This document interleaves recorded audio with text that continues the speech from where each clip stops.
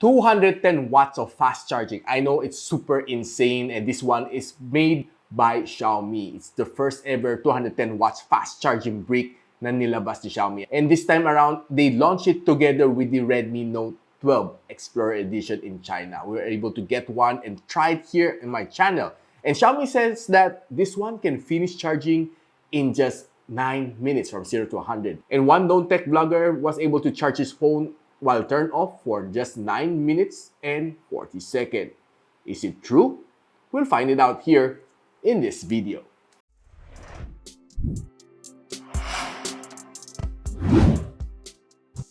Today we'll be charging this one, the Redmi Note 12 Explorer Edition, which supports the 210 watts of fast charging. We'll try to discover this charging brick 210 watts, if it can fill the tank from 0 to 100 in just 9 minutes, or it's all just a marketing stunt. So we'll be doing this experiment in 3 stages. First one, while the phone is turned off. Second stage, while it's turned on and in room temperature. And the third one will be putting a gaming cooler at the back of the phone. Let's start. So right now guys, gagamitin natin 210 watts na fast charging brick ni Redmi Note 12 Pro Plus. And alam naman natin, everything it started with Xiaomi with the 120 watts of fast charging. Then came si Realme with the 160. Then of course came Infinix with the 180 of Thunder Charge. Then of course sinapawan na ni Redmi, ni Xiaomi netong 210. So sabi ni Xiaomi, kaya na mag-charge from 0 to 100 in just 9 minutes.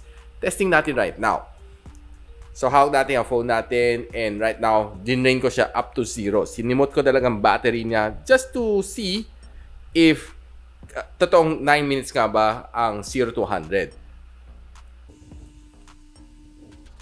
So, okay. Right now, it has started.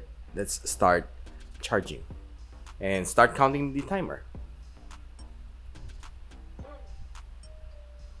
So, let's see if it's real that it will charge as fast as, well, 9 minutes to 100.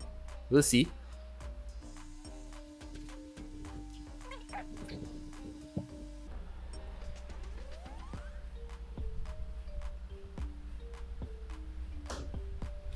Guys, you can see the incremental increase is really insanely fast. That's roughly almost a fraction of a few seconds for every tick. Look at it. 15. Then 16 in a few click. Right? It's really insanely fast.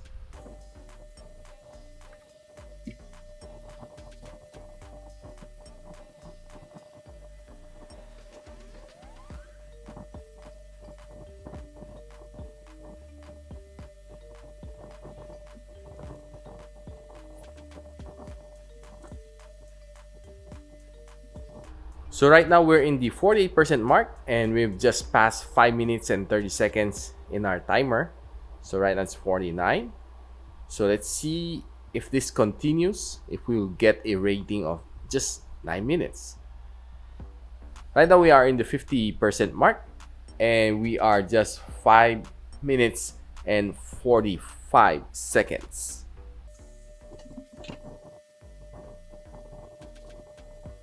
So right now we already hit 9-minute mark, and we're just still at 66%, 67%. And this is nowhere near the promise that Xiaomi made. Probably it's due to the weather that we have here in the Philippines. And of course, there's probably other factors to consider, our electricity, the Meralco, or something else. But as far as I'm concerned, it should be not that far. So it reached 70% in 9 minutes and 30 seconds.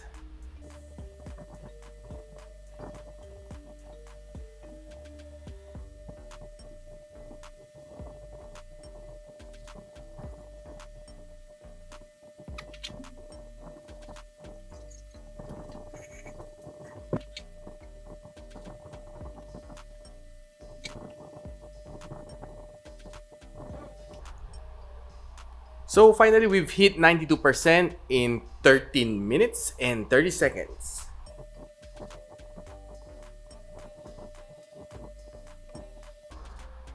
Right now, we're at 98% in 14 minutes and 30 seconds. We're quite there. So we're almost there. So we're still at 99. Probably trickling charging. So we're done. 100% in 15 minutes and 15 seconds when the phone is turned off. Now guys, na-try natin kanina na chinarge itong phone na ito while it's being turned off and natapos tayo in 15 minutes and 15 seconds. But basically, Mr. Who's the Boss, natapos naman siya in 9 minutes and 40 seconds. I'm not quite sure kung anong ginawa niya, no? But right now, ita-turn on na natin ang phone, ita-charge natin, then we'll turn on the boost para makita natin kung ma-achieve natin nga ba talaga in 9 minutes. Let's just see. So right now, kakapit muna natin sa extension cord. Okay? Then, let's start. Kita natin 210 max. Okay, so pwede mo naman i-turn on or i-turn off ang boost charging speed. So basically right now, naka-boost siya, no? So we should be able to finish in a few. Okay, so tingnan natin yung ano niya, no? Body indicator niya. So right now, it's 3. Mabilis naman siya umakyat, no? In just a few counts, upo 4 na siya. Then, sunod-sunod na 5, 6, ganun. Ganun siya kabilis. So, let's just wait kung totoo nga ba to.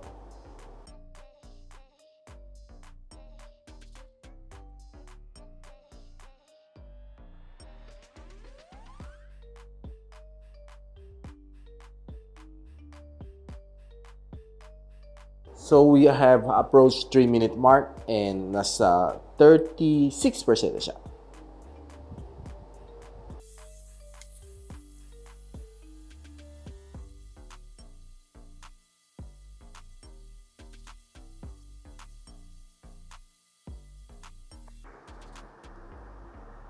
So, nag-touchdown na tayo sa 5-minute mark and nasa 52% na tayo.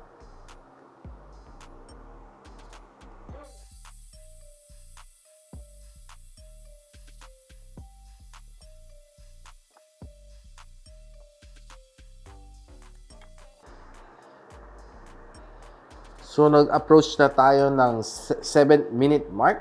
So, nasa around 63% tayo.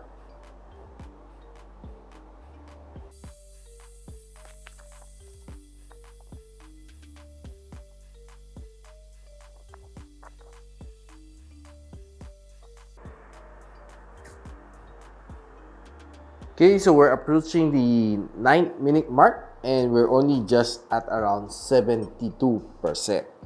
So, yeah, I don't think we can achieve finishing charging this phone in 9 minutes.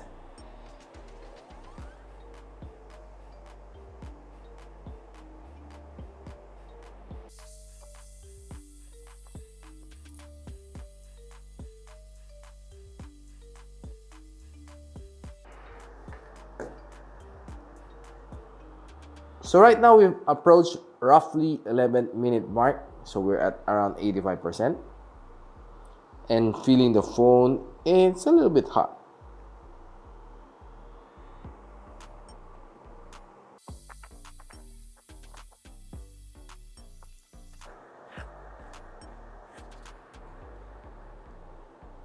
So approaching the 12-minute mark, we're at around 90%.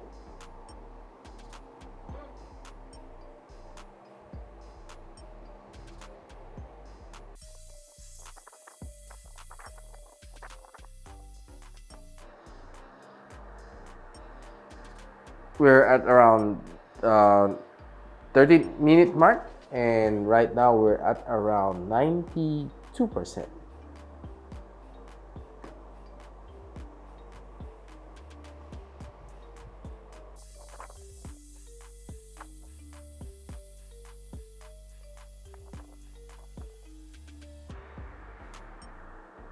So we've just passed the 14-minute mark. So we're at around 95%.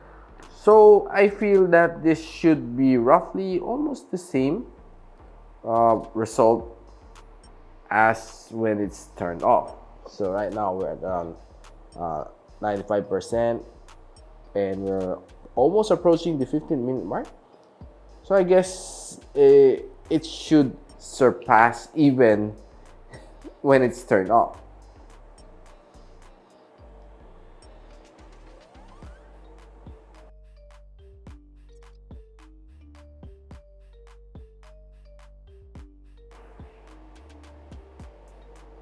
So we're approaching 16-minute mark. We're at 97%.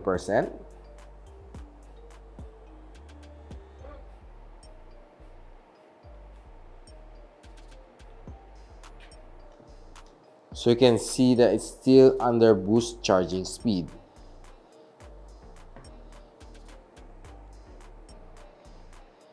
So we're at 98%.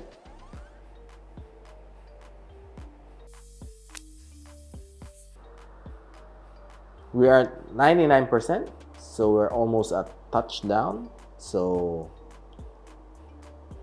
in a few moments, we'll be touching down at 100.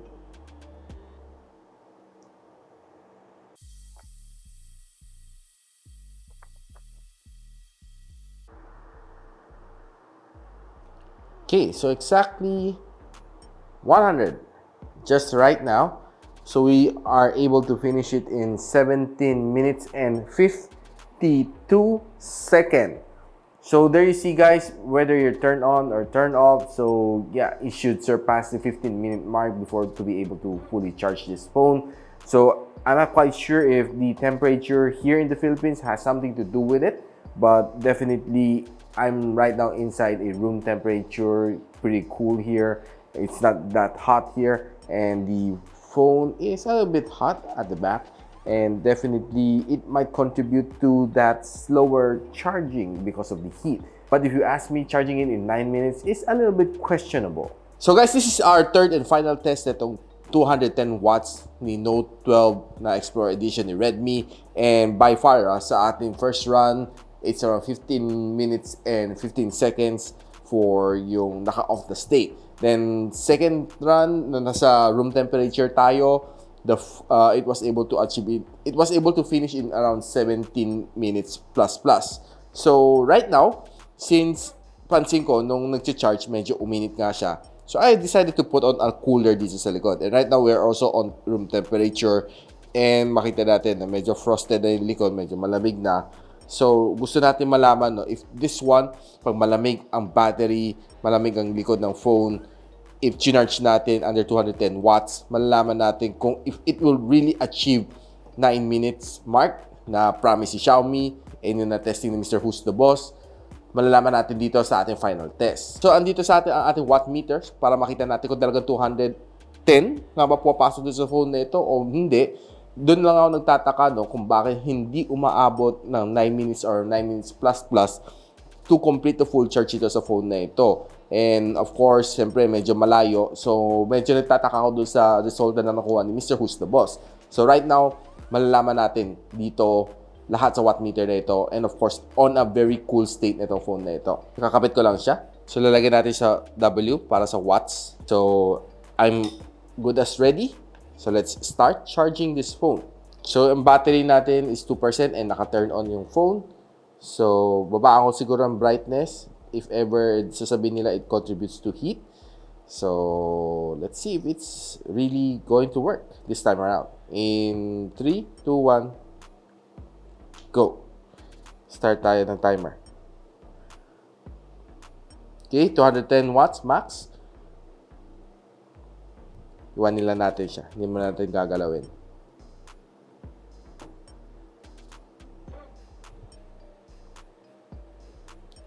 So upon checking naman dito sa watt meter, it's currently at 204.9 watts. And so far, na 205 siya ngayon. Na-achieve naman niya ang wattage naman almost na pinaprescribe ni Xiaomi, na which is 210. So malalaman natin if it really is kicking in. Okay, so let's see.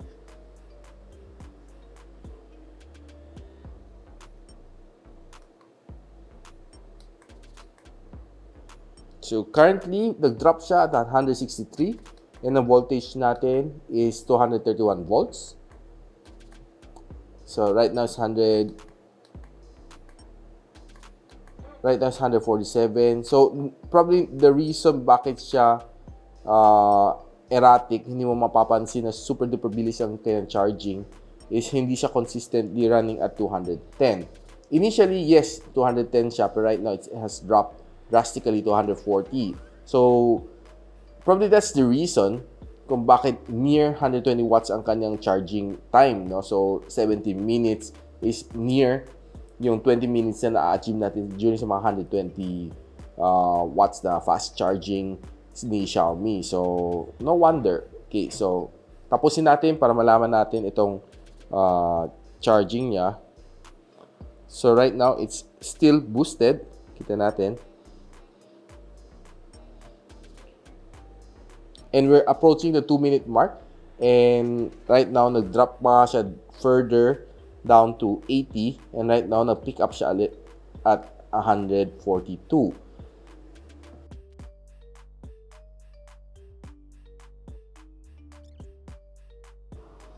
So right now, we have achieved the 3-minute mark. And still, nasa 148 tayo right now. And wattage natin is still at 231. So, 148 watts. So, probably the reason bakit inconsistent ang charging natin. So, probably ang phone ang may sala dito. So, pansin ko every time na in-on ko yung screen, nagda-drop siya at around 80 more or less. So, hindi ko masyado pinipindot ngayon just to see if, well, natapos siya on time. So, by far, nung huling pindot ko, sa around 3.5 minutes, nasa around 40+% na siya. So, nasa 4-minute mark na tayo, and still, ang ating wattage is at around 141.43.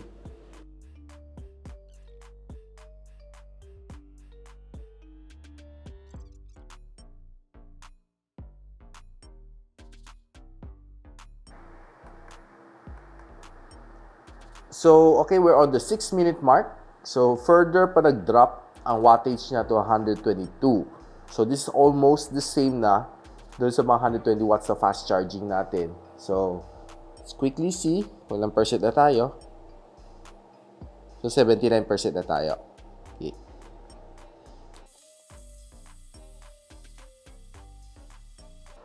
So, as we hit the 7-minute mark, nasa 67 watts na lang siya right now. So, probably we're down to trickle charging na lang. And further pababa din siya. And right now, na-pick up ulit siya at 124.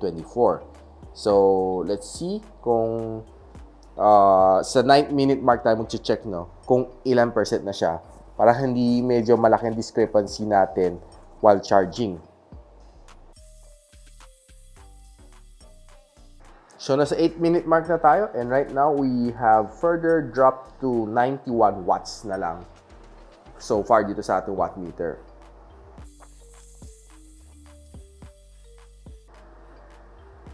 So, right now, we're fast approaching 9-minute mark. And nasa 83 watts ang ating charging.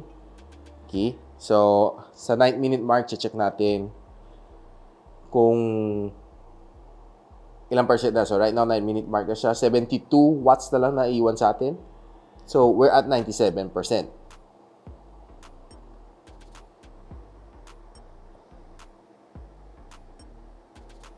So, for every time na pinipindot natin kasi phone natin, nagda-drop siya further, no? So, I think this one should be able to finish in a little few more seconds dahil nasa 97 na siya. So, we'll conclude in a little while.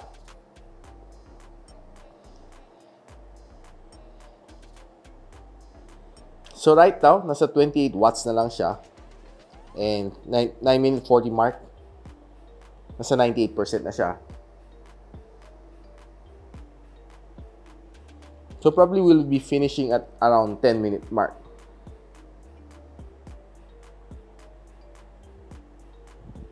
Check natin at sa 10 minutes. So, right now, 10-minute mark na tayo. 99%.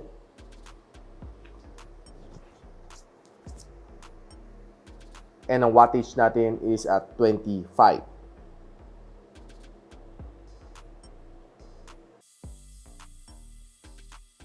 So we're nearing 11-minute mark. We're still at 99.